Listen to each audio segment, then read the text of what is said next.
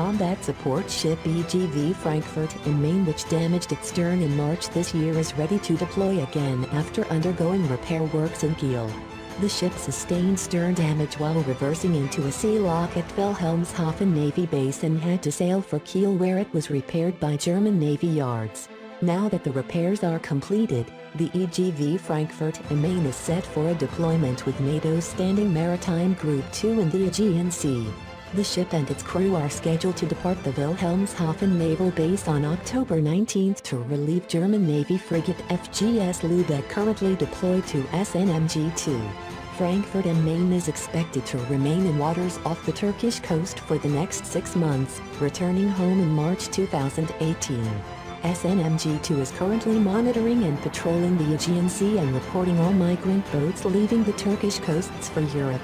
Another goal of the operation is an increase in the cooperation between the European Border Agency Frontex and the maritime authorities of Turkey and Greece.